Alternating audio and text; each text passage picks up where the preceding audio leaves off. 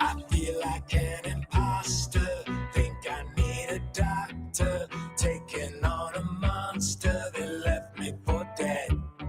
If I could get my head fixed, fuck all of the bullshit, maybe I could learn how to function again.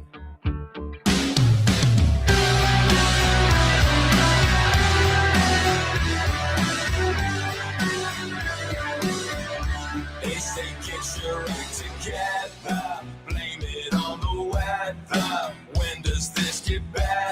'Cause I'm getting worse. You think that I'm happy, but I'm just really acting just like the great Gatsby. What's it all worth? Don't give up on me. Don't give up on me. Don't give up on me now. I feel like an imposter. Think I need a doctor. Taking on a monster that let me for dead. If I can get my head fixed, fuck all of the bullshit, maybe I can learn how to function again.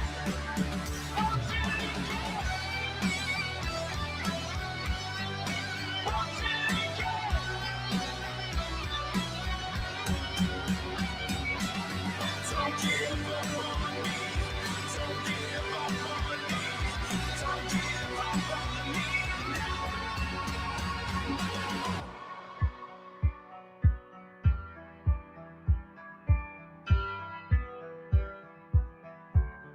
I know that it's not hopeless, it's just so hard to focus. In case you didn't notice, I'm just a little don't say, don't say.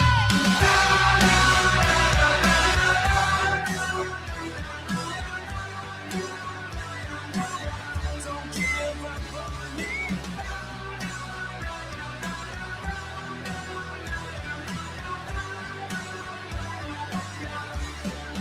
Feel like an imposter, think I need a doctor, taking on a monster that left me for dead. Don't care if I can get my head fixed, fuck all of that bullshit, maybe I can learn how to function again. I feel like an imposter.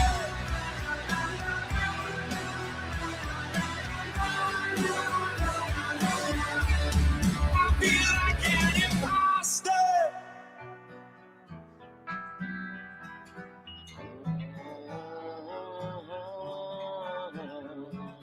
I don't know who to believe, and I don't know which one is me.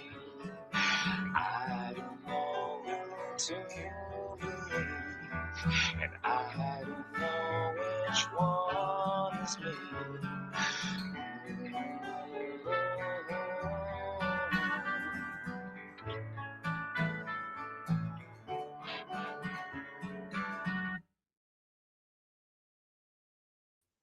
Hey everyone, happy Saturday.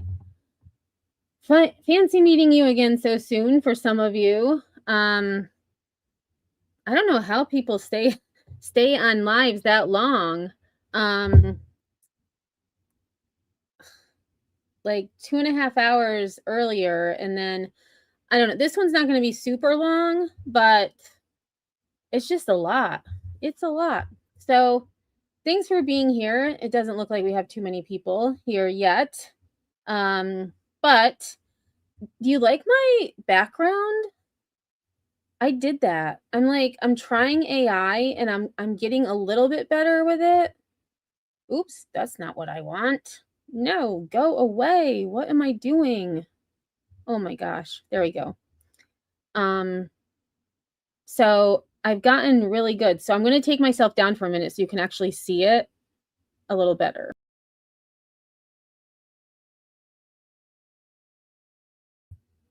Isn't that so cool? I'm so proud of myself. So it's supposed to be, the background is supposed to be the Adirondacks. And so I just wanted a lake scene, and they had put the chairs on the dock already, so I just added the girl reading a book, and that was it. It did everything else. I only had to tell it to put, a girl with curly hair reading a book in the chair. So, yeah. So today, we're going to talk about imposter syndrome, and it kind of goes along with a lot. And I tried to find some things relative to imposter syndrome and social media, because that's, we're on YouTube, and it seems like a lot of creators are good at what they do, but they question how well they do it. So we're going to learn about that. Is that where Jason Voorhees lives? No, I don't think so. Maybe Robert Garrow, who was a serial killer in the Adirondacks back in the 70s. And I forgot to open my email, because the reason we're here is because I had gotten an email from Mark Manson, who wrote the book, The Subtle Art of Not Giving a Fuck. And it had to do with imposter syndrome. So before we get to that, let me just say hi to everyone. Let's see, let me go up. So we've got Steph B, thanks for being here. Mystery, Nanny, Coco Pop. I could do the, maybe not, Coco Pop. I used to be able to do it when I was a kid, but maybe it's because I have a mitt in my mouth too.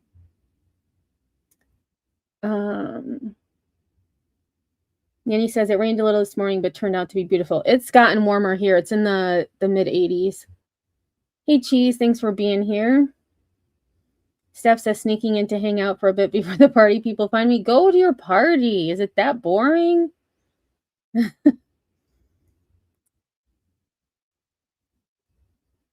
Yeah, doesn't it look beautiful? I wish I could afford a house on the lake.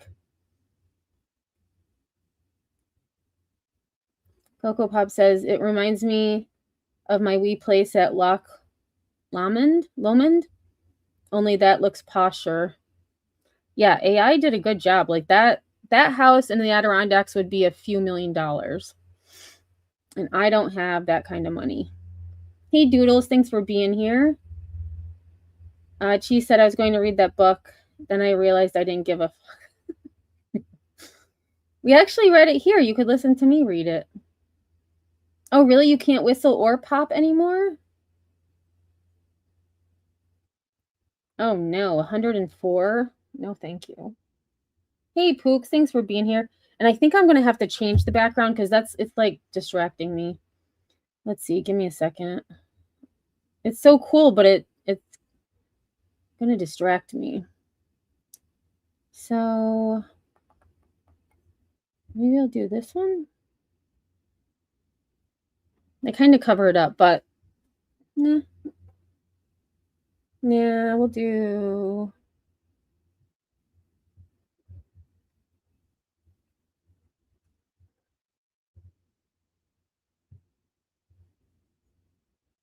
There we go. We'll do that one. All right. So, first thing I'm going to do is just read this email that I had gotten. And the title of the email was "You're Closer Than You Think."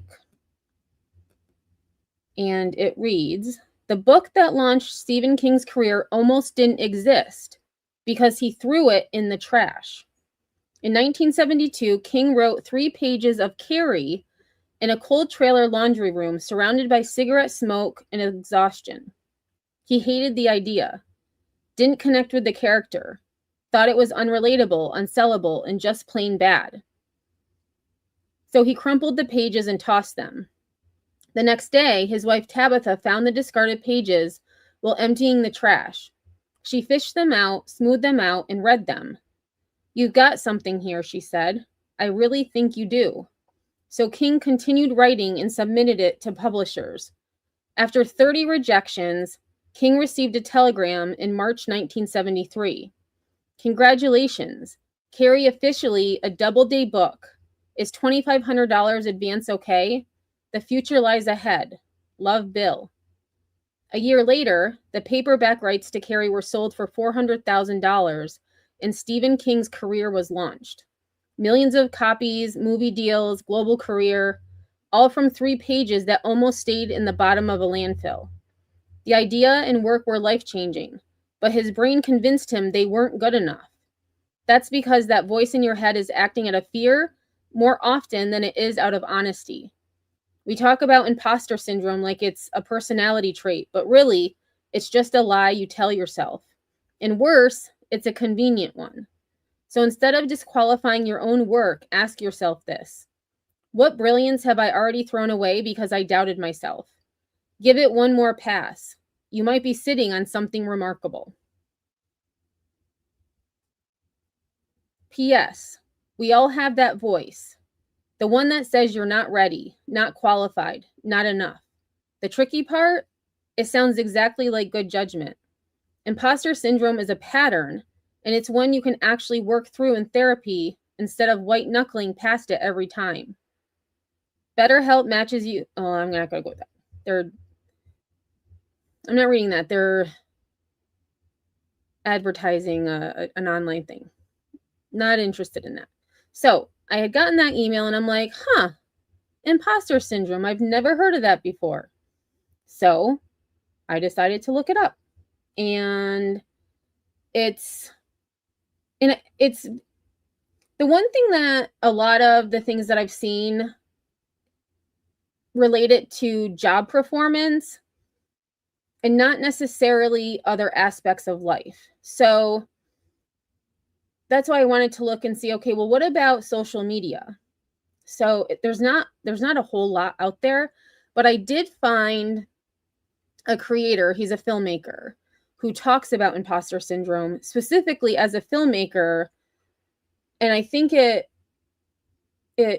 relates to social media a lot more than, a lot of the videos I saw were like therapists talking about it. And this is what the signs are. And this is what you can do about it. And it was like, but I don't have a high level job, things like that. So we're going to just kind of see. I have a few things together and then we'll just see where it takes us. She says, we've read all of Stephen King's books in the 6th and 5th grades, as well as Edgar Allan Poe. Yeah, and just to think that Carrie almost didn't exist. And the movie is really good too. My favorite Stephen King book, well, The Langoliers I really liked. The Langoliers. Trying to think. Thinner was actually really good. I don't know if I ever read it.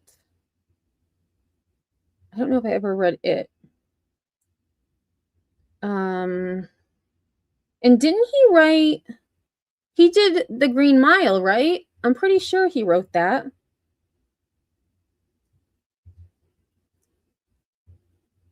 I just think of like all the books that he's written and maybe they wouldn't exist.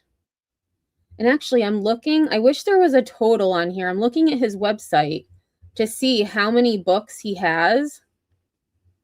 It is, I don't even know. There's got to be at least 100. But my favorite Stephen King book is Desperation. And I liked it so much, I bought it years ago. And then I was going to donate it because I hadn't read it. It was taking up space. I'm like, I'm just going to donate it. Somebody else can enjoy it. That was the one book that I donated that I took back. I couldn't do it. So I still have it. So Steph says about imposter syndrome, that's the part of being human. We doubt ourselves, and if not, we'll maybe refer to Doodle's playlist on Narcs. LOL. Hey, Cash, what's going on? Stephen King's Stand By Me was based on a short story, The Body. Great film. We'll be listening long day. Hello and good night. Your potential dog looks cute. I know. Cash is a dog person. Every time I post a cat, he says, you know, I'm a dog person. Oh, Shawshank. That's what it was. Shawshank Redemption, not The Green Mile. Okay. Shawshank. Right, and that was a short story. That was a really good movie, too. Hey, Leather Jackets and Lace Dresses. That's a cool name. Skeleton Crew Short Stories was a good book. I don't think I've ever read that. Doesn't sound familiar. Dolores Claiborne. Oh, he did do The Green Mile. Okay, see, imposter syndrome. I'm doubting my qualification when it comes to Stephen King novels. And there's a quiz that I took, and I did link the quiz in the description of this video, and then I'll share the link once we get there. But it was interesting. I thought I was going to score higher on the imposter scale. Salem's Lot. There we go. All right. So what we're going to do. So the first thing I have is just the definition of imposter syndrome.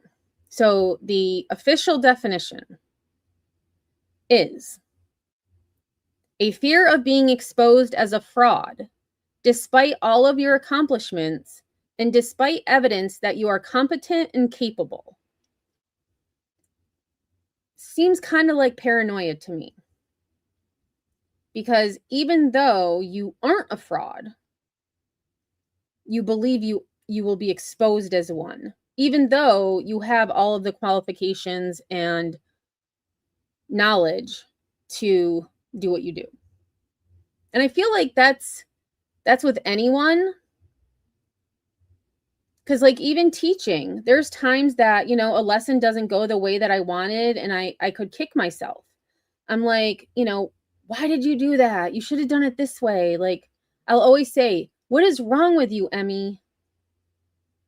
I always ask myself, what is wrong with you? And clearly there's nothing wrong with me. I just made a mistake. But it's that constant, that voice that's just always in my head. So, oh no. I just saw.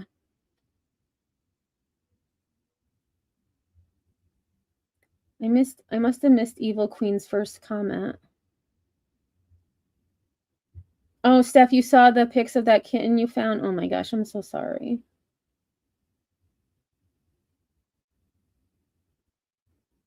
She says The Green Mile still makes me cry even after seeing it 15 times. That movie, man, that was like, hit you right in the chest. That was, oh my God, what was the name of the movie? A Time to Kill. That movie gets me every time I see it. Like same thing. I've watched it, I don't know how many times, and every single time it gives me that same feeling.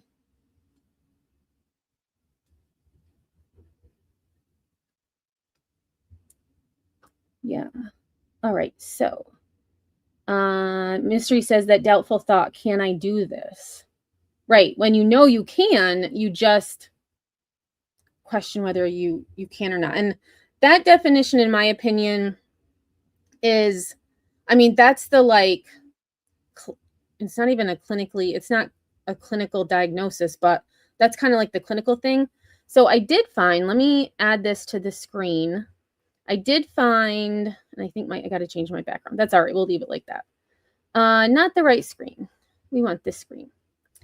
So there are 5 types of imposters. And this came from, oh, where did it go? The Imposter Syndrome Institute. So there's actually an institute dedicated to imposter syndrome solutions. So it says People who feel like imposters hold themselves to unrealistic, unsustainable standards of competence. In Dr. Valerie Young's research with hundreds of thousands of people from a wide range of occupations and at all phases of their careers, 5 different types emerged, each with its own unique focus. So this is where a lot of this has to do with careers, jobs. And I think it needs to broaden its scope because not everyone has careers where, it should be more than just career-based. Oh, John Grisham, he's a good one too. I haven't read as many books as his though. When I was a kid, John Saul, I read every single one of his books. I had a bookcase filled with his books. And now that I look back on it, I was only in middle school. I feel like I probably shouldn't have been reading those books, but I did. But then, as I got older, I'm like, they all end the same way. They all start the same. They all end the same. And it's like, okay, I need something a little bit different here. But John Saul was my favorite author.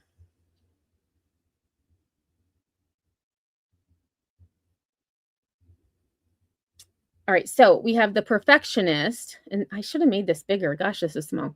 Primary focus on how something is done, how the work is conducted, and how it turns out.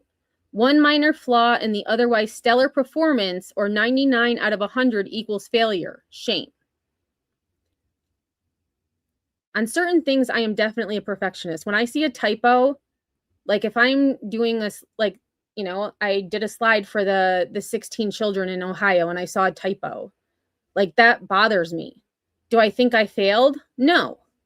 Do I get annoyed with myself? Yes, because you should have looked. You should have seen it. But I don't feel like a failure. I'm not ashamed. It's just oh, I got a typo. The expert.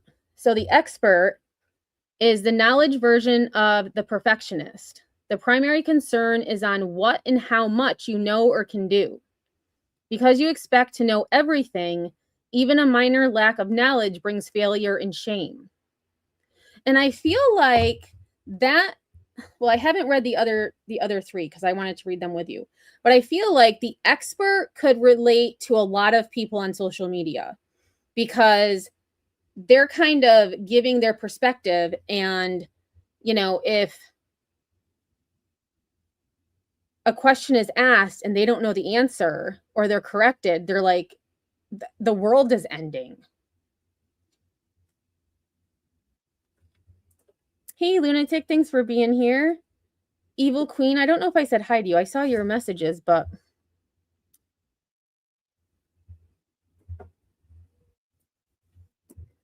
so then we have the soloist is the 3rd type, cares mostly about who completes the task. Because you think you should be able to do it all on your own, needing help, tutoring, or coaching is a sign of failure that evokes shame.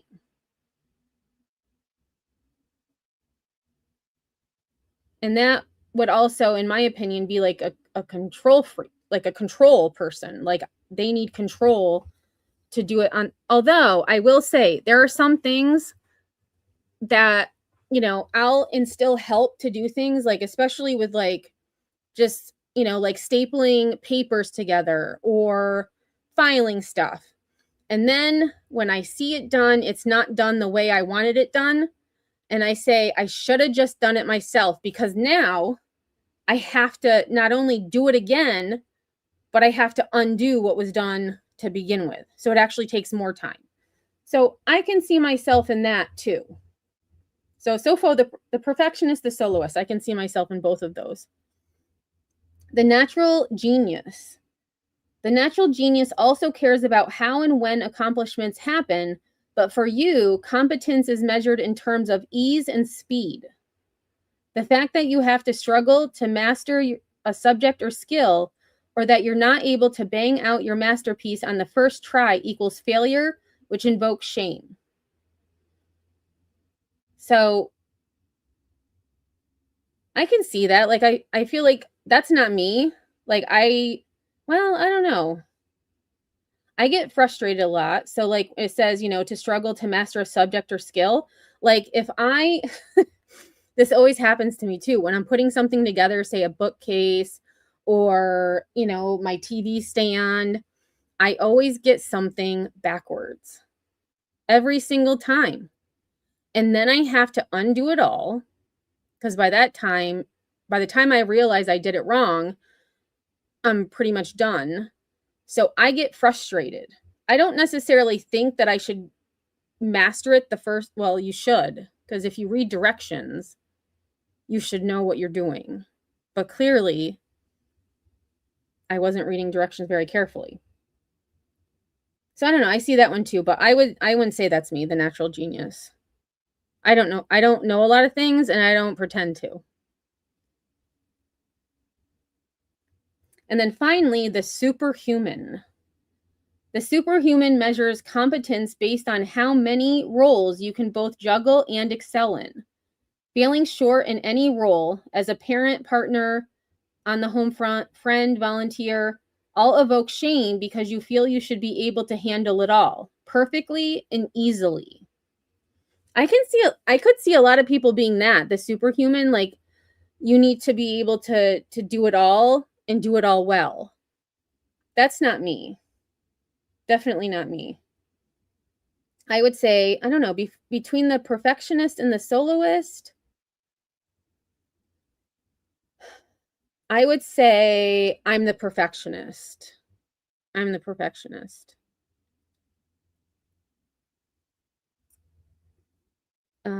Doodle says I can really do that if I don't slow my brain. And I think I'm a little behind, so. Doodle says I got to do the right thing the first time, no struggling allowed. So that would be the natural genius, I would think.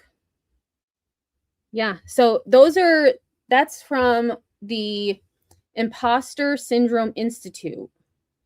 And I was going to just show this because it does go into it a little bit more. So let me just get to the right page.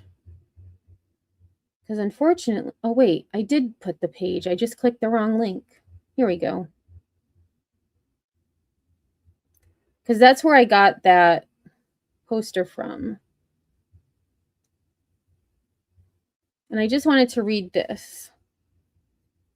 So it gets into the 5 types, but it also kind of gives a more of a description of what they entail. So 5 types of imposter syndrome. What's in your competence rule book? I've spent close to 4 decades helping people who feel like imposters, fakes, and frauds. In that time, I've come to an important conclusion. If you want to truly put yourself in the fast track to feeling as bright and capable as you really are, then nothing, and I do mean nothing, will get you there quicker than adjusting your beliefs about what it takes to be competent. Why? Because the imposter syndrome goes beyond a mere lack of confidence. Everyone experiences bouts of self-doubt from time to time, especially when attempting something new. But because, quote, imposters have insanely high self-expectations, the self-doubt is chronic. So that sentence right there kind of makes imposter syndrome much easier to understand. People with insanely high expectations of themselves. Hey, so Flo, thanks for being here. I was actually just thinking of you because you had said that you would find this interesting. It's also possible to doubt your abilities without believing that you ultimately succeeded because of some sleight of hand or that you are fooling others. A person could have normal jitters before, saying getting up to give their first speech, do well, and then draw from this experience to feel more confident about the next time. But imposters don't think this way. Because no matter how well you did or how loud the applause, you find a way to explain them away. It was a great audience. They just like me. Fooled them again. So wins don't produce any real bump in confidence. This is where it helps to understand the 5 types of imposter syndrome. Yanni says, I'm just me. That's all who I am. Doodle says, I think mine is situational. That's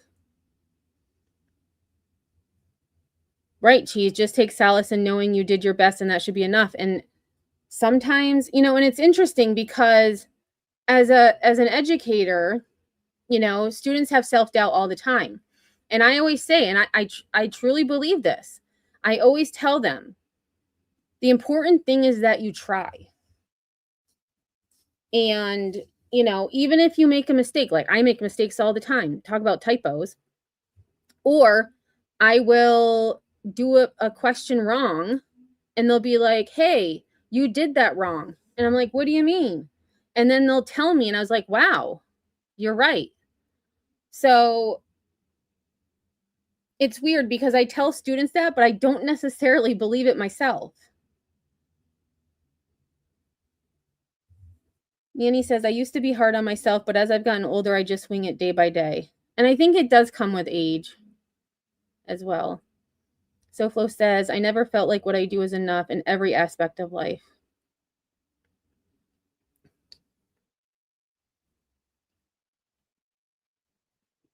So it says 20 years of well-documented research by leading expert in motivation and personality psychology, Carol Dweck, author of Mindset, confirmed what I discovered from my own research in the early 1980s. Namely, and I believe it'll be in a video that I show later, but I believe it was 1978 is when they first coined the phrase imposter syndrome, which I was like, whoa, that's a long time ago. And I have never heard of this before.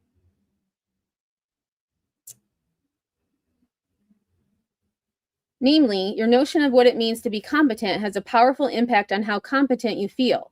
It's also at the core of imposter feelings. It's why one of the first exercises I created for my imposter syndrome workshops was called, What's in Your Rule Book? Some 3 decades later, and I still use this exercise today. Everyone has unconscious rules in their head about what it means to be competent. These rules tend to begin with should, always, never. Whether it's Ivy League students or engineers at Boeing or IT managers at IBM, the exercise elicits the same basic rules. If I were really intelligent, capable, competent, I should know everything in my field. I should get it right the first time. I should excel in everything I do. I'd always know the answer. I'd always understand what I'm reading. I'd always feel confident. I'd never make a mistake. I'd never be confused. I'd never need help. My personal favorite was the Stanford PhD student who said, I feel like I should already know what I came here to learn, which of course is absurd.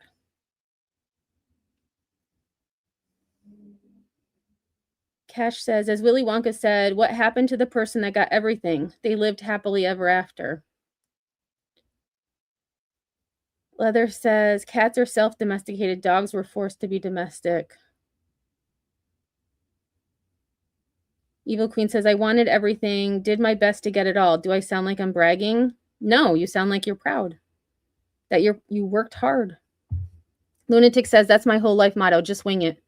I've had some days where I'm like, I'm just going to wing it. I'm just going to wing it. Because like maybe like I'll see like something, I made a mistake or I've copied the wrong assignment. And I'm like, what?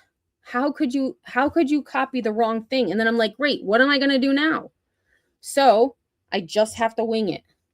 I just have to wing it.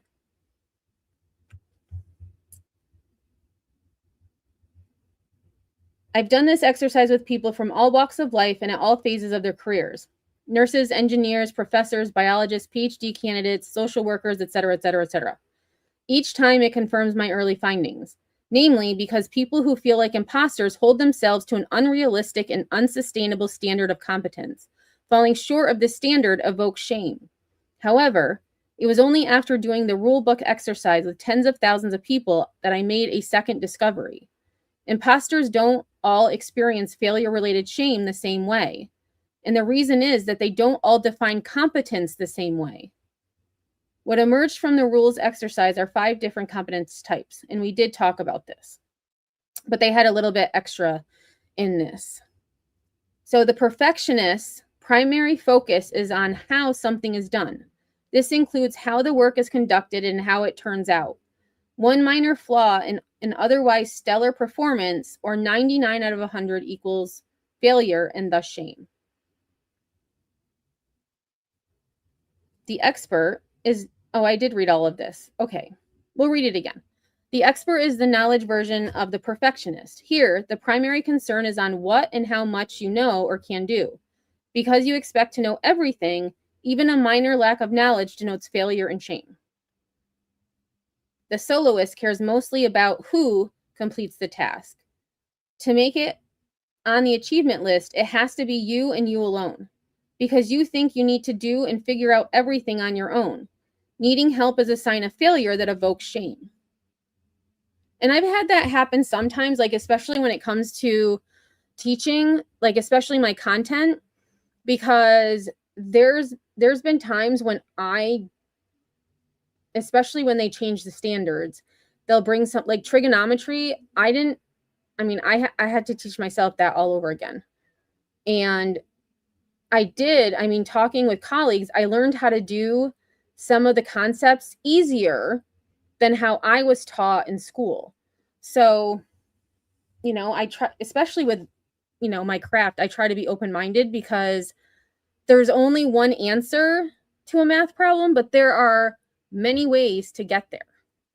So I have to kind of keep an open mind.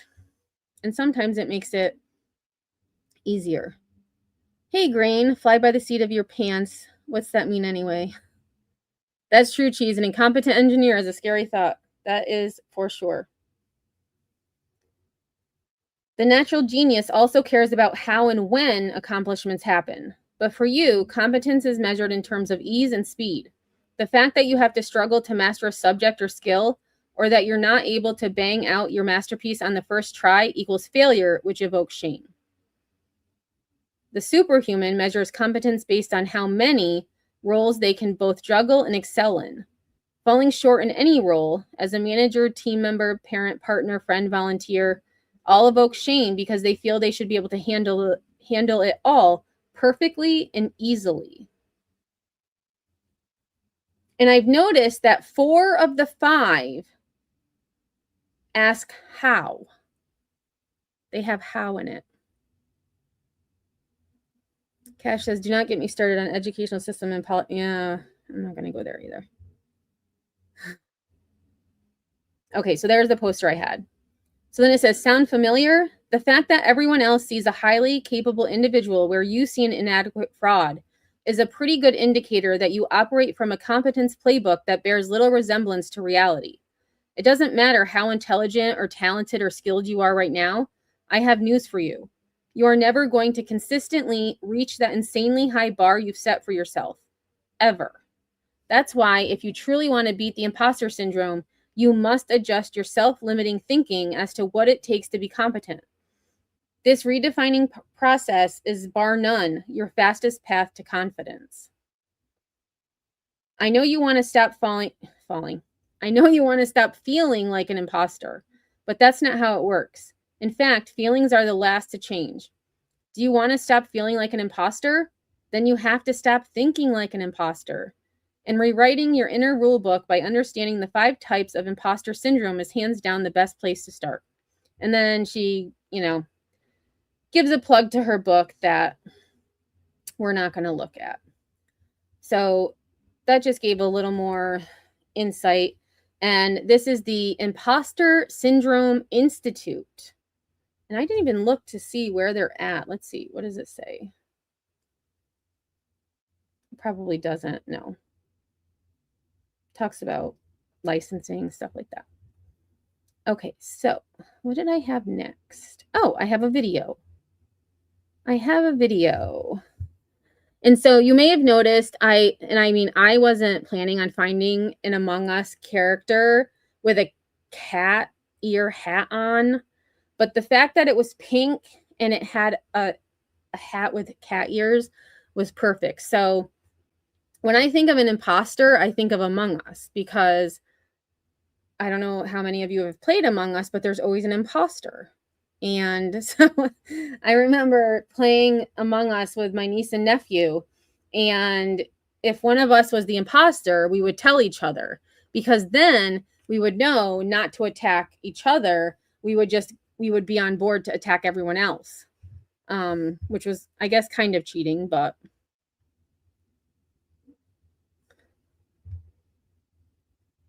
Yes, an Imposter Syndrome Institute. There's been TED Talks on this, and there was one TED Talk that talked about social media, but I know TED Talk will strike you. So I'm like, nope, not going there. Not going there. And the intro song, which I love, Shinedown. And I'm like, that is perfect, because their song Imposter, it kind of describes exactly what imposter syndrome is. So I'm like, that is perfect. Emily Talks is better than, I don't know about that, but I don't know about that. All right, give me 1 second.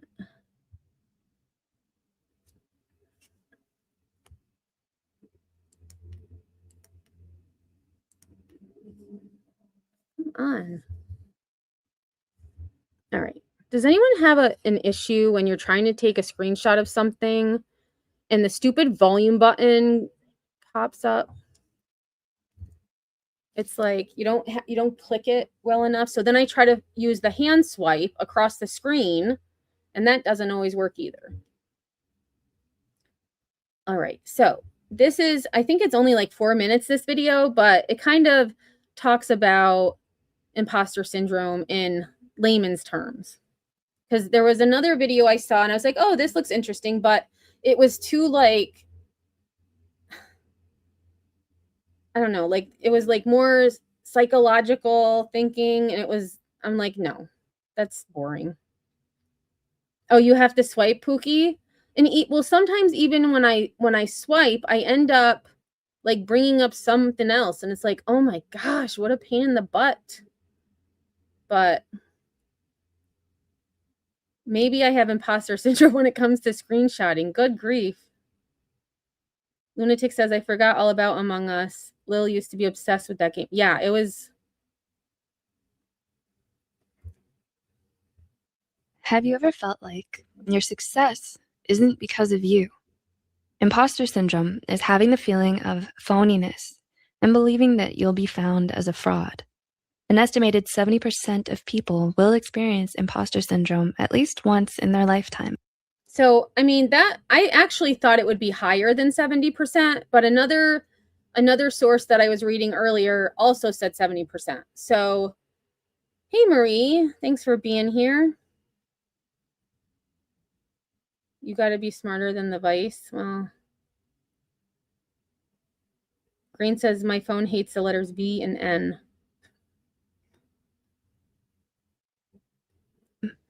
So learning about it may help reassure people that they're not the only ones experiencing it. And before we begin... Okay, I need to speed this lady up. Oh, I can't. Can I speed her up? Oh, I can. I didn't know if I could speed her up on. We'd also like to mention that this video is created for educational purposes only and does not substitute a professional diagnosis. Educational uses only. This whole live stream is educational purposes only. I am not a doctor. I am not a psychologist, a psychiatrist. This is just because I got an email from Mark Manson about imposter syndrome. If you suspect you may have imposter syndrome, we recommend that you seek the advice of a counselor or licensed mental health professional. With that being said, here are 6 signs you might have imposter syndrome. 1, you don't think you deserve your success. Right. So here's 1. You don't think you deserve your success. I'm not like that. Like, I worked my butt off to get where I'm at. So I definitely don't think, I do think I deserve success because I worked my butt off to get there. You feel like your success is because of luck or something other than your own hard work? Do you also refuse to believe in those who try to validate your success? A sign of imposter syndrome is attributing your success to external forces instead of acknowledging your abilities. So I would say, so that would be like, oh, I just got lucky, right? It's not because I knew, it's because I got lucky. Or it wasn't me, it was so-and-so who helped me. So it's yeah, it's like putting yourself down. Instead of acknowledging your abilities. In 1978, Clance and Emez interviewed successful women at the top of their fields and found that many of them felt that their success was due to luck or mistake rather than their own hard work. 2, You're a perfectionist or a procrastinator. Okay, now this is interesting because there's the or, right? Either or, meaning you can't be both. I am both. I am a master procrastinator. That is me. I will wait until the very last minute to do anything, whether it be lesson plans, fill up my gas tank, which reminds me I need to do that tomorrow because my light came on today, and everything. I will procrastinate like it's my job. But I'm also a perfectionist. Like, I need things to be just right. So if I'm writing, because math for me is easier just to write by hand instead of using like Word or, Google Docs to make math equations. So if I make a mistake, I will have to do the entire thing over. Even if I use pencil, if there is a mistake, I will do the whole thing over.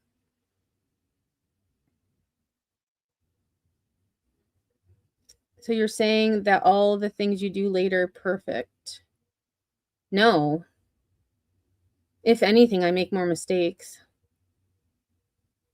Cash says, my self-esteem is effed. I used to have 400-pound day contracts, but never felt worthy. I haven't worked for 2 years and learned I put myself down too much perhaps, but we all have traveled different paths. That is true. We all have different. Cash says, I'm reinventing my life and trying to find a semblance of happy. Yeah. And like me, I mean, I feel like now that I'm older, kind of like Nanny said, like when I was in school, it was harsh. Like, kids are assholes. And now with social media and technology, it's even worse. Like, I feel like if I don't know what would have happened if I grew up with technology. Like, we just wrote notes. People just wrote notes calling you names. Like, now there's like this whole social media, but I feel like now that I'm getting older, like, I still have a lot of self-doubt, but it's my own self-doubt. It's not so much what other people think, it's what I think of myself. Like, it seems like some people, like with my other channel, like, oh, her channel tanked, blah blah. Why do you care? It's my channel. Like, if I'm happy with my channel, then kick rocks. All right.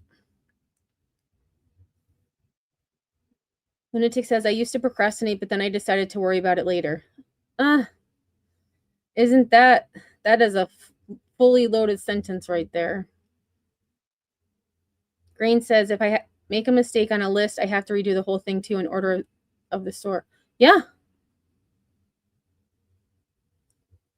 Marie says, I think we all have little quirky ways about us. It's what makes us who we are. Sure is. Also, it gives us room to grow. Yeah. And I mean, this is all logical, but with imposter syndrome, you don't think those things are possible. Like, it's this or that. So this, perfectionist or a procrastinator, I'm both. Do you wait until the last minute to complete your work or put more time and effort into a project than necessary to make something perfect?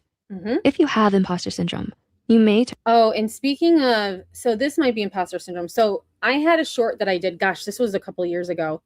And I realized after I posted it that there was like, I don't know, a second at the end of the video where I forgot to put the filters. And I'm like, there's no way I'm going to delete this and redo it. But it drove me crazy because I'm like, why didn't you catch that? I watch it several times before I post it because I want to make sure like everything is lined up, it's spliced together correctly. The captioning has the correct spelling, which sometimes I notice afterwards, oh, I spelled that word wrong. Or the one, it was allegedly, I had put allegedly with Brittany J, and I said like, I messed up the letters and it allegedly, and then I said like, I messed up Brittany's name too somehow. And I'm like, why didn't you see that the first time? But I'm not going to redo the whole thing. Like, it just, You know, sometimes that's actually, I've gotten better. I've just let stuff into go. procrastination and perfectionism as coping mechanisms for your feelings of inadequacy. You may wait until the last minute to start working or constantly overwork yourself so you can attribute your success to luck or hard work instead of your own abilities. Interesting. So procrastination would be luck. Perfection would be hard work. That's interesting. 3. You're afraid of being exposed as a fake. Do you usually feel anxious and scared that your peers will realize you're a fake? Even famous American poet and author Maya Angelou was scared she'd be found as a fake whenever she published a new book. This is due to imposter syndrome being linked to low self-confidence. Because of it, you may believe that you're untalented or that you need to work even harder so others won't notice your lack of talent or ability. 4. You fear failure. Do you feel really ashamed or humiliated when you fail at something? People with imposter syndrome tend to feel high levels of anxiety surrounding failure. You might replay your mistakes in your head, which can worsen your fear. 2 + 2 does not equal 8. Oh my gosh, look at that shadow. And overwhelm you. This fear of failure can parallel a need to be the best. 5. You need to be the best. Have you ever felt overwhelmed when you're in a competition full of people who are as successful as you? When you're so used to being the best, you might find it overwhelming to be in a situation where other people are also as good as you. In this case, you may be disappointed by your own abilities or feel as though you're an imposter. You might put yourself down or resort to calling yourself untalented to try to reconcile your feelings of underperformance in comparison to your peers.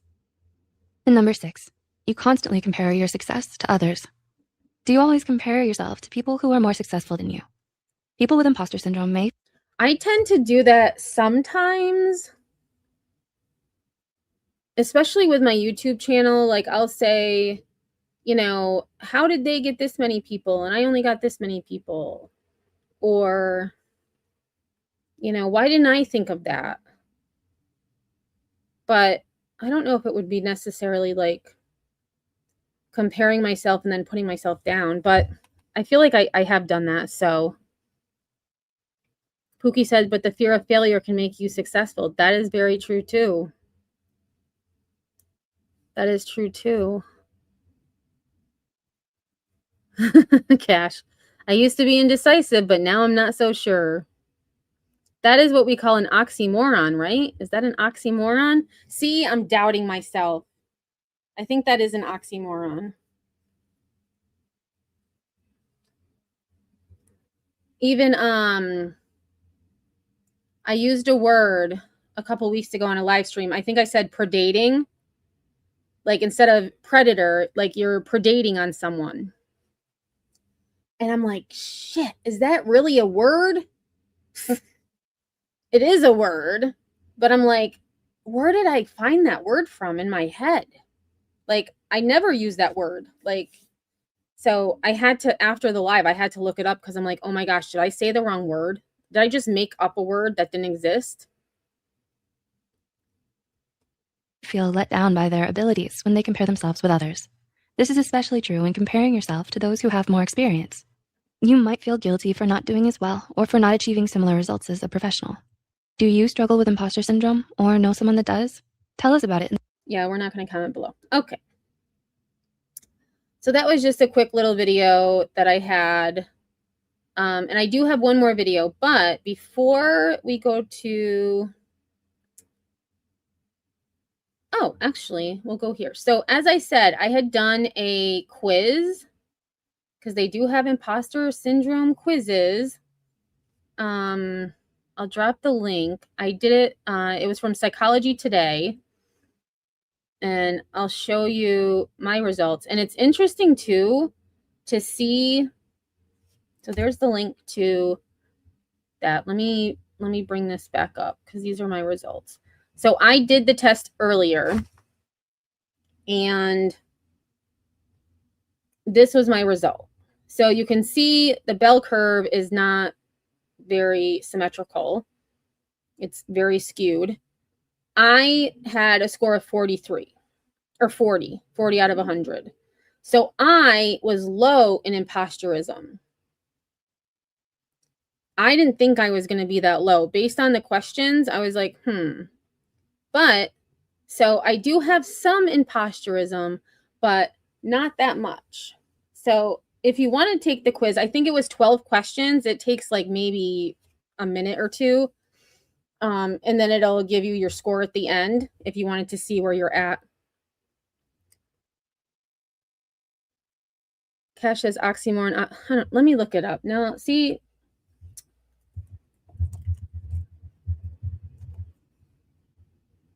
Yes. Oxymoron is a figure of speech that puts two opposite or contradictory words together. Right. So, like,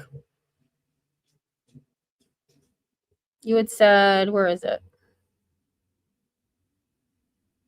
Oh, no. Indecisive and not so sure are the same. So it wouldn't be an oxymoron. I don't know what that would be.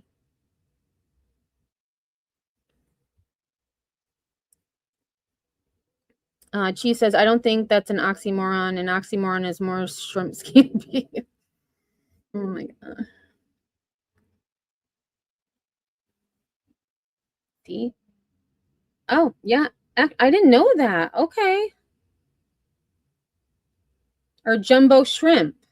That's an oxymoron because shrimp means like small, whereas jumbo means big. So, yeah. Deafening silence, bittersweet, open secret. Those are just some examples that they had in the definition. Okay, so I did the link. So there's just one more. Actually, this is with Maya Angelou, feeling like a fraud. I did find something related to her because I found that really interesting because, I mean, she is such a gifted writer. The fact that she didn't feel good enough, she felt like a fraud. Like it just shocks me.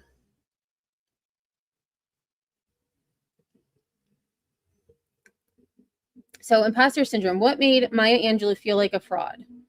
Do you feel like a fraud? Do you feel that you would be exposed soon? Do you feel that you simply inherited your qualities and accomplishments and got everything easy by just being lucky? That you might not really deserve the success you enjoy right now? A friend of mine, Reshma, recently became the new tech head in a startup. She's a humble person, one who likes to read and learn. You'll often see her reading a book or an article when she's not busy coding. She doesn't have a CS degree, but has worked hard to learn everything she could as fast as she could to reach where she is now. Leading a team of smart coders in a booming startup at such a young age surely calls for a lot of responsibility and pressure. Not an easy job in any way. Recently, she confided to me that she is under a lot of stress. What if her teammates find out that she is not competent to be their boss? How will she evaluate them when all of them might already be thinking that she's not fit for her role? What gives her the authority or the right to judge others' performance or review their codes? Is she even fit to give them feedback? Do they even care about her feedback? I tried to give her the usual pep talk a friend would give. What she was experiencing is very common. I've seen others go through more or less a similar anxious feeling. Another friend of mine got a chance to do a nice remote gig for a startup in Denmark. It was a small team of 11, and he was going to become the only designer. He ultimately did take up the job because he felt he wasn't competent, even after being selected after 6 rigorous rounds of interviews. Have you ever had similar feelings? If you happen to be good at stocks, people might often come to you for investment advice. But deep down, you might feel that you just got lucky with the money. The market was good and you fortunately picked the right stocks. Maybe you watched the right YouTube videos, or read the right books, or took the right person's advice.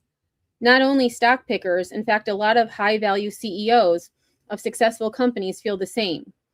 They feel that they were simply in the right place at the right time and hence can't take much credit for the success they enjoy. What if I told you even Harry Potter felt something like that? He confesses at one point that he is not special. He always had help from Dumbledore and his friends, and he simply got lucky most of the time. If you are looking for an example of a real-life famous person instead of a fictional character, Maya Angelou once said, I have written 11 books, but each time I think, uh-oh, they're going to find out now. I've run a game on everybody, and they're going to find me out. This feeling of anxiety is famously known as the imposter syndrome.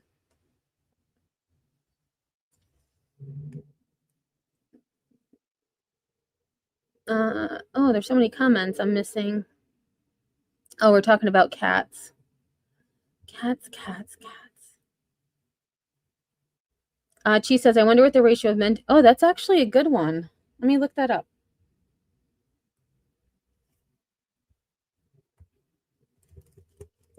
Men to women. That's one thing that I didn't see today in all the stuff that I looked at. Okay, so it says... Oh, shoot, hang on. See, I forgot to... Give me 1 second. I forgot to plug in my computer and it just went dim.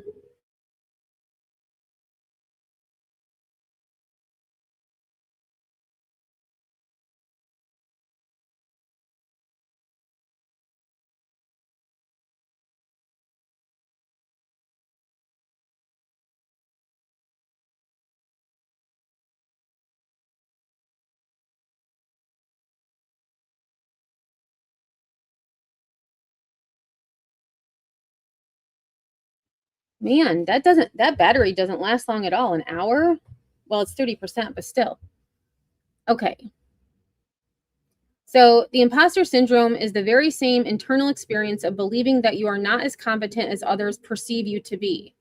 It is accompanied by the anxiety that others will eventually find out that you're not as smart, creative, clever, or capable as they think you are. So it's really self-doubt. Like, that's what I think of. Leather Jacket says, I got 21 out of 100 on that test. I'm very low on imposter scale. Oh, and see, I forgot what I was doing already. So thank you, Cheese. I just saw your other comment. So it says, so I had asked ratio of men to women with imposter syndrome. It says, well, there is no fixed single number ratio of men to women with imposter syndrome. Large-scale research shows that women score moderately higher and experience it more frequently than men. A major meta-analysis covering over 40,000 participants found a consistent small to moderate statistical difference indicating higher scores among women. A comprehensive review in current research in behavioral sciences evaluated 115 effect sizes and confirmed that women score higher on standardized imposter scales than men across various settings. Workplace surveys generally find that roughly 60% to 72% of women report feeling imposter syndrome, compared to roughly 50% to 63% of men. A minority of corporate polls have occasionally found close or inverted numbers, such as 49% of men versus 44% of women, showing that men also experience significant self-doubt. Studies from North America and Europe show a wider gap between men and women. Research conducted in Asian countries demonstrates a significantly smaller gender difference in reported imposter feelings.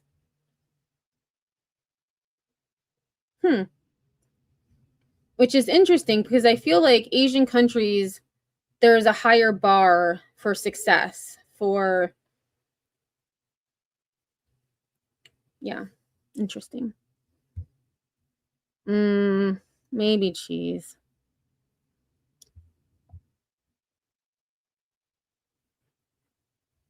Pookie says, my kids tell people that if I get quiet, you better run. Yeah.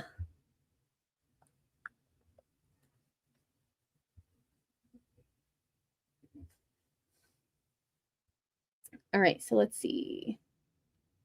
All right, so it says, these are exactly the same motions my friend Reshma is going through. She feels she will be humiliated, shamed, and ultimately deemed to be incompetent, thus confirming her inner fear of being unsuitable for this challenging job into which she had been promoted and for which she has actually worked so hard. It is so common that, in fact, according to a review article published in the International Journal of Behavioral Science, an estimated 70% of people experience these imposter feelings at some point in their lives. Imposter syndrome affects all kinds of people from all aspects of life: women, men, students, managers, actors, and entrepreneurs. Imposter syndrome was first identified in 1978 by psychologists Pauline Rose Clance and Suzanne Imes. They had published a research paper which had initially theorized that women were uniquely affected by this. Go figure. Go figure. I had a feeling, because I was like, oh, both women are the ones who identified it. Interesting. It is interesting. So Flo, like, who knew? And I just thought imposter was a character from Among Us. And like when you think of an imposter, I mean, yeah, it's a fake. But this is where you're not fake, but you yourself believe you are. It's mind-blowing. But later research has shown that both men and women experience imposter feelings, and Pauline Rose Clance later published another paper acknowledging the fact that imposter syndrome is not limited to women. Imposter syndrome can apply to anybody who isn't able to come to terms or internalize their own successes. If you are not sure whether you are suffering from the imposter syndrome or not, then please go ahead and download this imposter syndrome test sheet and find out for yourself how acutely you suffering from it.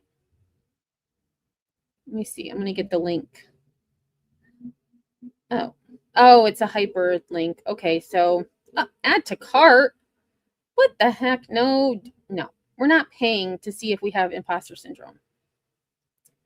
One of the major causes of suffering from imposter syndrome is high expectation from yourself, which puts you under pressure. And if you have a deep-seated need to live up to the high expectations of others, that puts you under extra pressure. This generally affects people with growth mindset, people who are constantly looking for ways to make themselves better in all aspects. This affects them especially when they are placed in a leadership role. What if my teammates don't like me? What if they don't respect me? Or think that my hair is not right? Or that I'm not charismatic enough? What if they don't laugh at my jokes? If you have similar feelings, you scratch that. If you have similar feelings, most likely you feel under constant pressure to perform. You think your colleagues, your friends, your parents, and your whole company is expecting you to be at your best at all the damn time. A similar reason to feel like an imposter is the need to feel that at any point in your personal life or in any situation in business or at work, you should know everything there is to know. CEOs feel under constant pressure to know what's good for the business and take the right decisions on behalf of everybody. If you were smart as a kid, most likely you knew all the right answers in school. But the world was much smaller for you as a kid, and it was fairly easier to know all the stuff. You just had to read your books and do your homework. But as a grown-up, it's generally not possible. There are just too many unknowns for you. Oh, is KCG here? Hey, KCG. Yeah, and the link is in the description as well for the quiz. And I think I still have it. Let me see if I paste. Oh yeah. So here's the link, KCG. I'm gonna post it again in chat. There's the link to the test. Okay, KCG. Well, I hope things get better. Evil Queen says, I never want anyone to know my real life. Maybe that's being a bit imposterous. Maybe. Smart people also face another issue, dealing with struggle. There's a concept that if you are smart, you don't have to struggle as hard as others. You might think that if you ask for help, it makes you weak and incompetent. If you fail at something, it makes you a loser. Yeah, I've said that to myself. You're such a loser, Emmy. Why did you do that? What is wrong? I always say, what is wrong with you? I say it all the time. It's terrible. Like if I like, for example, when I was trying to trap those kittens last year that were outside my house, I forgot to take the safety off. And I was thinking, why isn't the trip going off? Like, why am I not getting this kitten? So I go down and look, I forgot to take the safety off. And so I'll always say, like, what is wrong with you? You do this how many times a year? How do you forget to take the safety off? Hey, Teaching, how are you? I'm trying to get better at it, but it's not easy.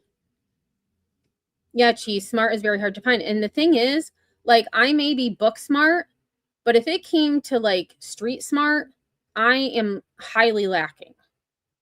I mean, you can be smart in all, like, people can be smart in different things. And that's why I don't like that a lot of the articles and videos I found on imposter syndrome has to do with careers, like actual careers or CEOs, things like that. Like, it needs to be more practical because not everyone is in a higher level position.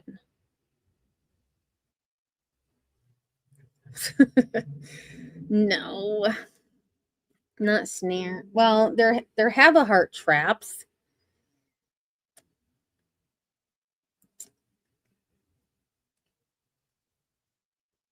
All right, where did I leave off? Oh, here it is. So people have so far gotten the impression that things come naturally to you, and you don't have to struggle much for anything.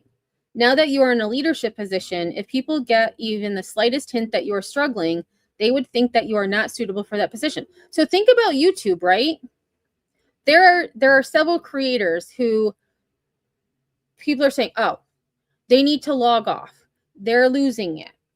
They keep falling asleep. They're never on their live stream, right?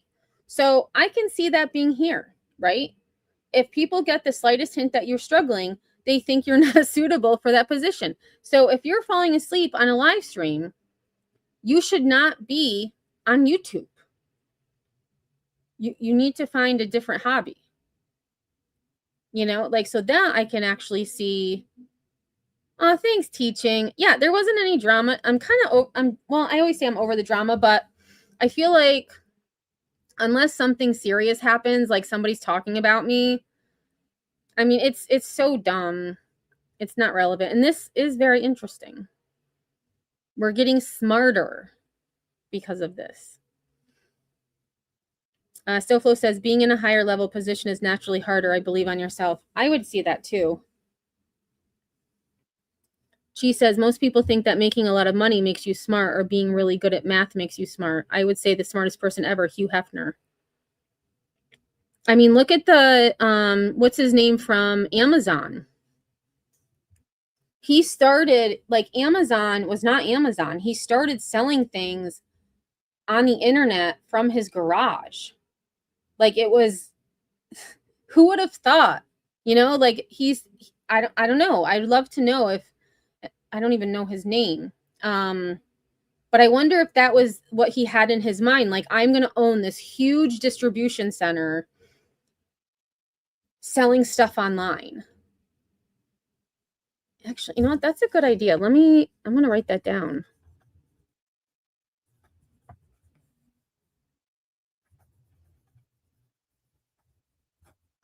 Because, you know, did he think that he was going to be that successful? Probably not. She says, I mean, the guy hung out with beautiful women all day in his underwear, smoking pipes, and had endless loot. Yeah. Jeff Bezos? Oh, Bezos. I had him in my mind, and I was like, no, that's not him. Yeah. And I feel like I've had a conversation like this. Maybe not this past school year, the year before. I had a student ask me who the richest person in the world was. So I looked it up, and we started talking, and we kind of started talking about all the other, like, different other people, and hey, I thought they'd have more money, and blah, blah, blah. And so it's interesting because it makes you wonder, like, Bill Gates, did he think he was gonna, be where he is? It's just, I don't know, it just makes you think. She says also Amazon went bankrupt. Really? I didn't know that.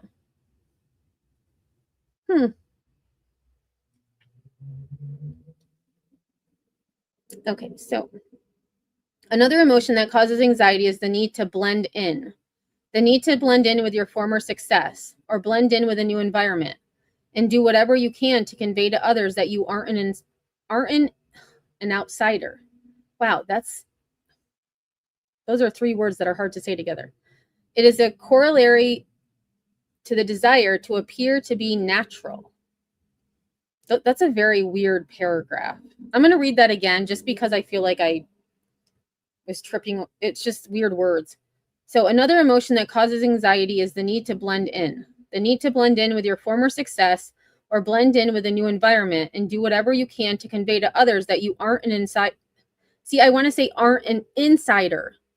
That's a really weird 3 words. That you aren't an outsider. It is corollary to the desire to appear to be natural. That could be a tongue twister. Aren't an outsider. Aren't an outsider.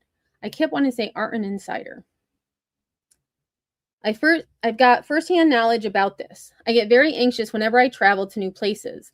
In a new place, my failure to blend in with the rest of the people makes me feel like an outsider. It usually makes me feel that everybody is constantly thinking, what the hell is he doing here? He doesn't belong here. This can be tough if you are an introvert. You are far too sensitive to people's subtle movements and reactions. Your increased social anxiety is the direct result of imposter syndrome. I am an introvert. I know I am. I hate being in social situations. I hate big crowds. I hate the mall. Like, online shopping is like the best thing since sliced bread for me because I don't have to go where there's a lot of people. So it's interesting that being an introvert is directly related to imposter syndrome. Yeah, Elon Musk is now a trillionaire, and he's a weird duck. That is for sure. He is a strange man.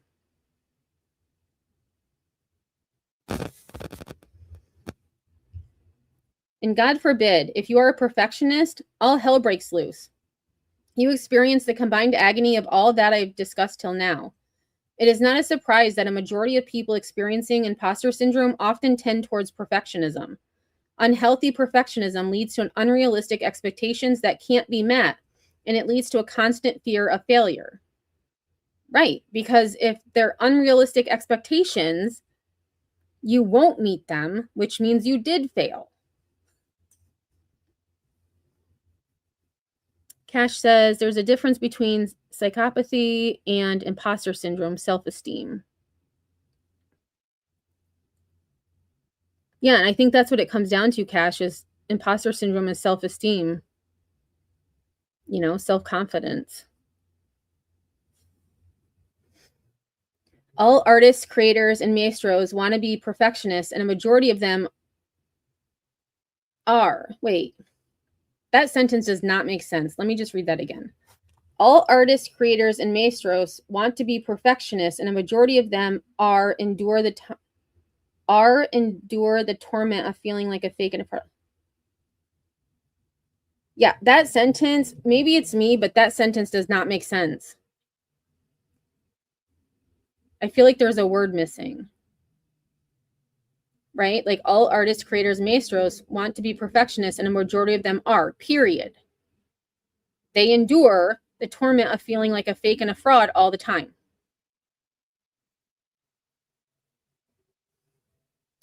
So how do you deal with imposter syndrome? For starters, you should understand that simply feeling incompetent and actually being incompetent are two completely different things. You have to know your strengths, your weaknesses, and assess yourself objectively. They forgot an S. I almost said asses, and I'm like, that can't be the right word. Sir, you did not proofread. Oh my gosh. You have to know your strengths, your weaknesses, and asses yourself objectively. It's supposed to be assessed. Being able to accurately assess your skills and performance can make the difference between learning from a failure or avoiding future challenges entirely. Don't judge yourself by the outcomes of your decisions. Focus on your efforts and reward yourself for constantly learning new things. Oh yes, all messages reminder. All messages reminder. I might have to, I don't know who this author is, but I might have to send him a message and say, hey, you might want to change the word asses to assess. You forgot an S. Forgot an S.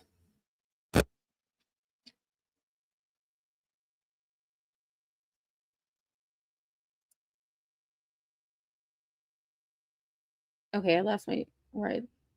I think I ended there. Observe your thoughts. Do they help you or do they hinder you? Identify the thoughts that hinder you and give you the feeling of being like an imposter, and find ways how to deal with them. Think about what you should do so that they go away.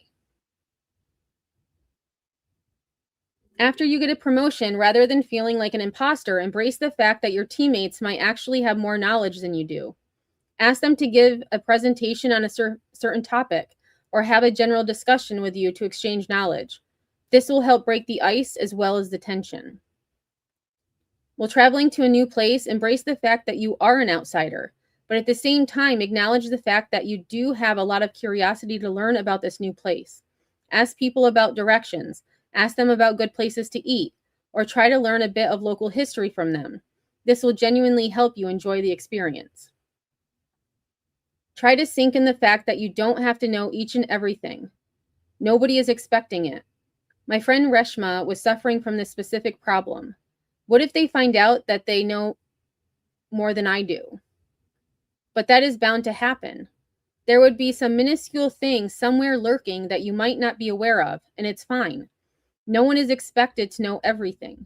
What people expect is that you remain honest in your efforts for growth. Growth matters more. Also, knowledge is never static. It compounds.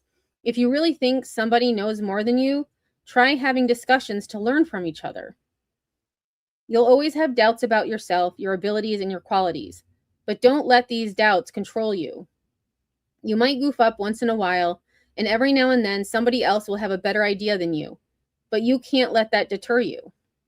Learn the art of moving on. That reminds me, I read this book this past year. There was a book study at work. It was called something letting go. No, Let Them Theory. That's what it was. The Let Them Theory. And, it made a lot of sense to me. Do you think I could enact it? No. I did for some things, but, I'd tell myself, just let it go. Let it go. It doesn't affect you. It has no effect on your life. And I just harp on things. I just can't stop. It's terrible. Being extremely fearful of failure and criticism, constantly worried about making mistakes and disappointing people, or tending to brood over past mistakes are signs of unhealthy perfectionism. That is me to a T.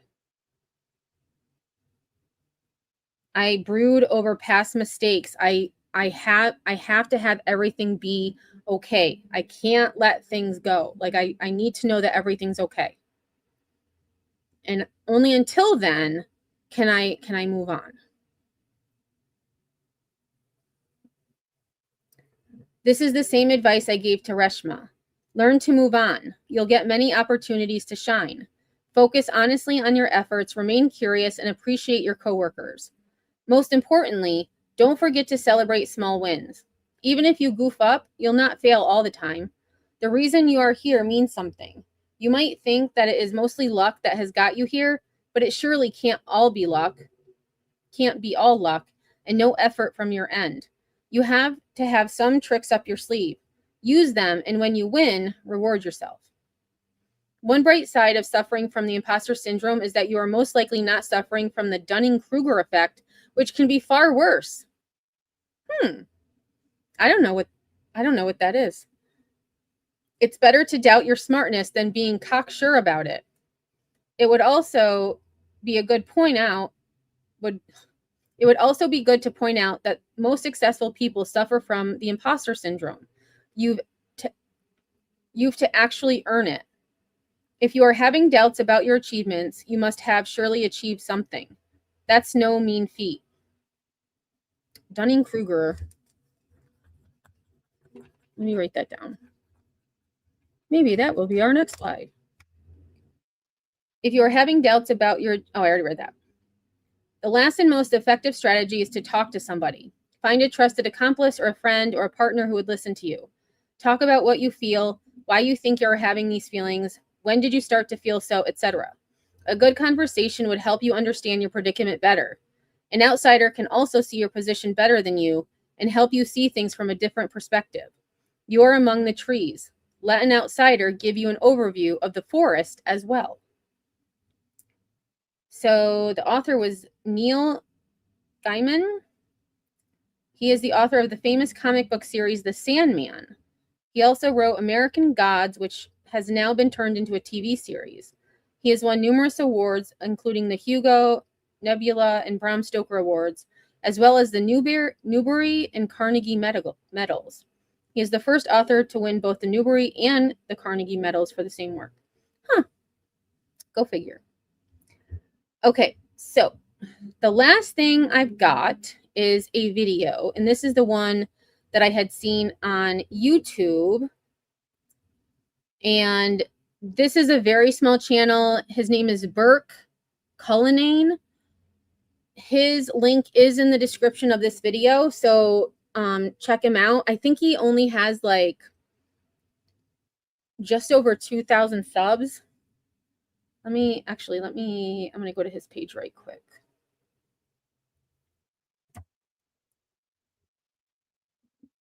Burke Cullinane. And that way I can drop his link in chat too.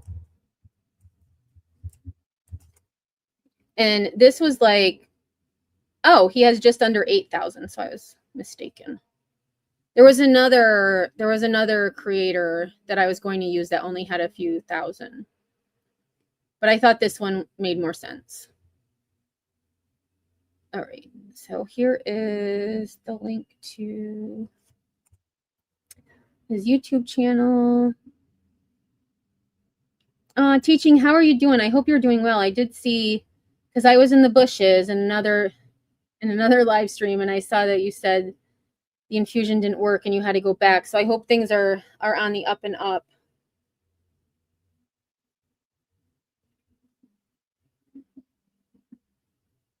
She says, sounds like people with imposter syndrome don't know how to let things go. It's got to, yeah, sometimes it is like you harp on things like it's, and that's why sometimes meds are good, because they can help your brain shut off.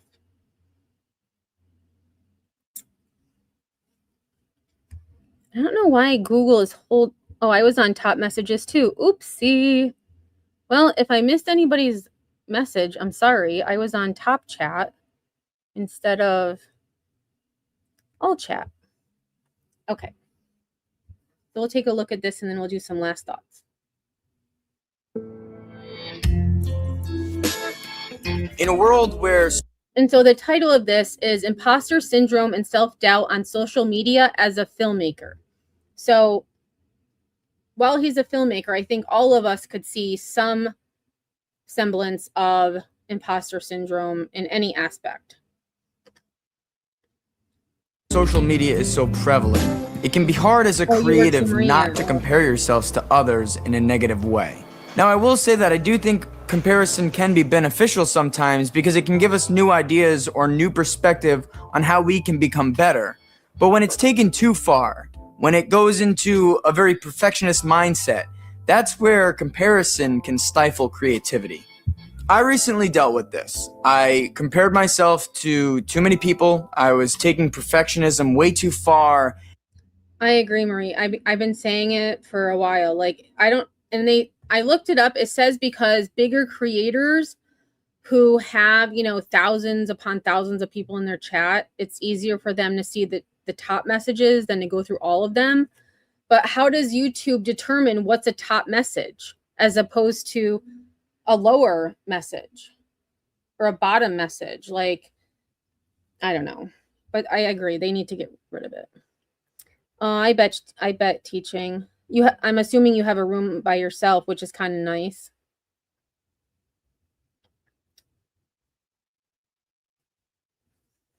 And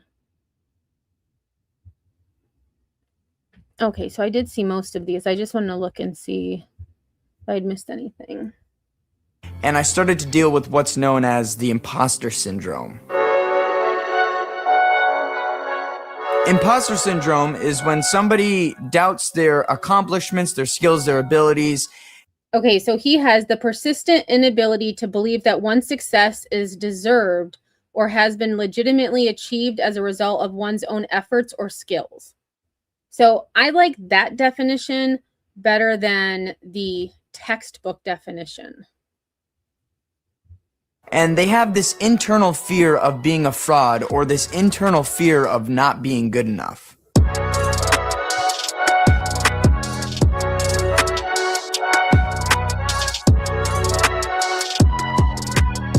I could sit here and talk about perfectionism for hours. And this isn't to say that I don't care about all the other projects that I work on, but for this particular one, I was really being a perfectionist. We shot the video, had a great time on the shoot, was very confident going into the edit. But when I got into the edit, that's kind of where the perfectionist mindset came into play. And I was like, I need to make this edit as perfect as possible. And then, like, perfect is relative, right? Because you may think you have something perfect, and then you look at it again, and it's not as perfect as you thought it was. So then you go even further. And sometimes it was better off the way you had it to begin with. Yeah, I like this because he's, he's younger. He's not in the, he's not a medical professional, psychologist, psychiatrist. He's just like us. Cash says, but again, perfectionism stems from many things. That is true. And I think because of that, that almost stifled my skills and abilities and all that stuff, because I was just worrying too much about trying to perfect everything. And while I was doing that, I was comparing what I was doing to other directors, and that obviously did not help whatsoever. And that just kind of spiraled into a lot of self-doubt while I was, working on this project. So here I was dealing with the imposter syndrome while trying to finish up this project. And what really helped me out with, the self-doubt, this fraudulent feeling, was just talking to peers, and not talking in a way to get affirmation that you are good at what you do, but talking to your peers on a level where you're just telling them how you feel, and maybe asking if they've ever dealt with this or if they have any advice. And most likely they have. Because, just like they tell you in school, if you have a question, someone else in the class probably has the same question. You're just the bravest and most courageous to ask the question first. Or when you have a test or quiz, you never wanted to be the first one done. So me especially, because I usually was the first one done, maybe the second, I wouldn't want to be the first or second to turn it in. So I would sit there and wait until someone else handed in their test, and then I would go up. When it comes to this, and most of the time in the creative field, a lot of us have dealt with this before. Right, Cheese, there's no such thing as perfection, like there's no smallest. Right, because when you think of the smallest number, there's always a number smaller. It's infinite. There's no,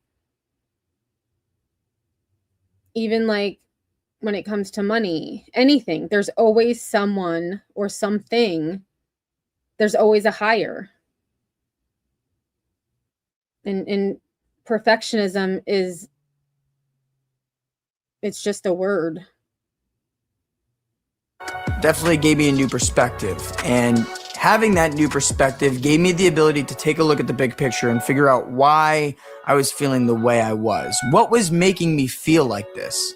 The biggest thing that I took away from this experience is that I just need to focus on myself and continue to focus on specific areas that I can improve on. Try not to compare myself too much, or try not to be too much of a perfectionist with certain things, because at the end of the day, that can be negative and can stifle creativity.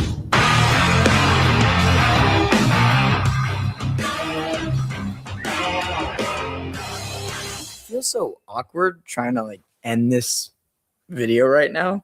So this part is actually funny because the analogy he uses is true. Like, he made this video and he's like, so now how do I end this? Do I just end it? Do I give a closing? Like, do I say goodbye? And I was thinking about it, like live streams, I always have, like what I say at the end and, my little spiel. But it's like, what would happen if I just said, all right, that's all I have for you. Click, we're done.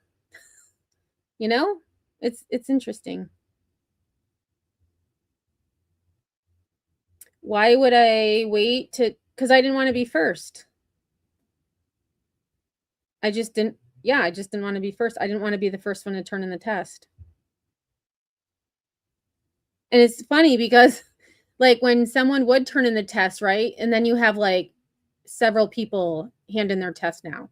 So it's everyone feels the same way, but somebody's got to go first. And it just wasn't me. I was not going to go first. But now with certain things, I'll be like, I'm just going to go first so I can get it over with. Like, I just want it to be done. I just want it to be done. It's like, I think it just needs to end. Like, it just needs to have it end itself, like tell the story, like a movie, you know? Like, I'm sitting here thinking, well, what would they do at the end of a movie? They're not going to sit on camera at the end of the movie after the credits or even before the credits and be like, thanks for watching. Buy another ticket to come see the movie. Right? That's what we do as live streamers. Like when we're doing live streams, we'll be like, hey, if I don't see you later, I hope I can see you. You know, I'll be live tomorrow. Maybe I'll see you then. You know, like, why not just end it? Or buy it when it comes out on DVD. Do DVDs even exist? Blu-ray, Netflix, Hulu. They don't. They just end the movie. They're like, it's done. So I don't need to. I'm gonna figure it out. I'm just gonna piece it together in the edit. Let the edit tell it the story. Tell the story in the edit. There you go. I don't even know why I'm still sitting here. I'm over this. So it's interesting that part made it into the edit because he was saying like, what do I do? And he left that in there. So again, his name is Burke. I'll show you his page. Burke Cullinane. He is a New England-based filmmaker and podcaster. And I had never heard of him until today, but he was the most relatable person when it came to imposter syndrome. And it was the most real life that I think that a lot of us could relate to, as opposed to, these higher up CEOs and such. Dude is color coordinating with all that. Yeah. So let's see. I didn't even look at his page. Let's see what he's got. So commercial shoot, golf, food, and beach. Oh, wow. So his last video on YouTube was 4 years ago.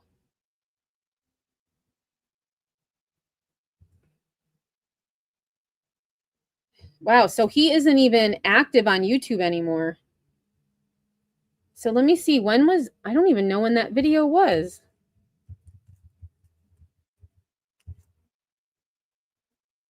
Six years ago that video was from. Holy crap. I didn't realize it was that old. I wonder if so let's see. Instagram, X. Oh, he's got a website. King Wolf Creative. Let's see what this is.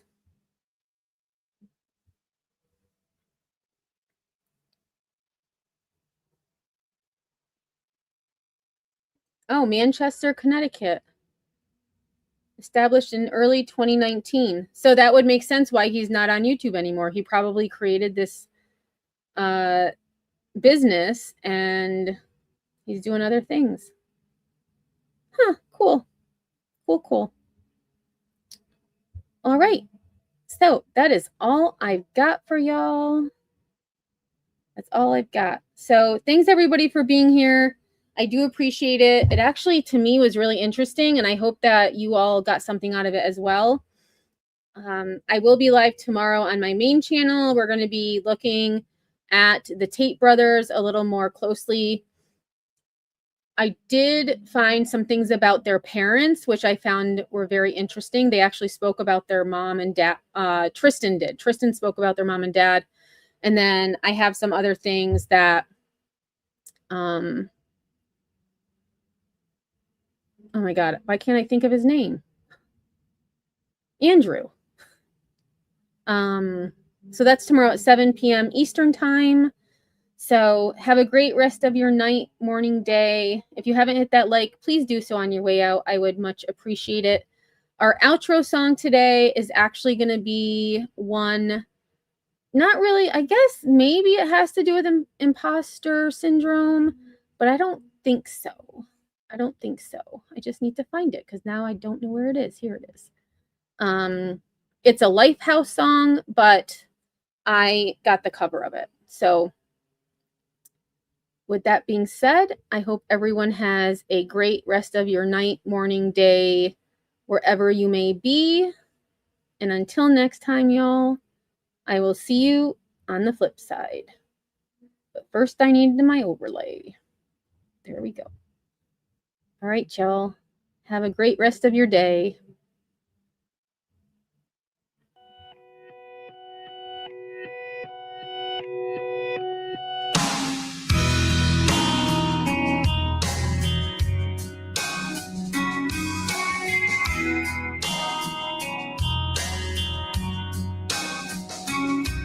A strangled smile fell from your face. It kills me that I hurt you this way. The worst part is that I didn't even know. Now there's a million reasons for you to go. But if you could find a reason to stay, I'll do whatever it takes to turn this around.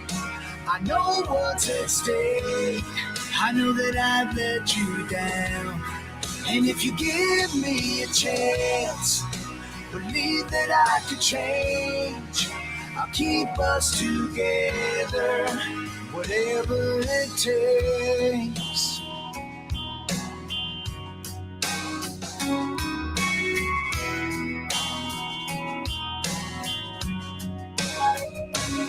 She said if we're gonna make this work, you gotta let me inside even though it hurts.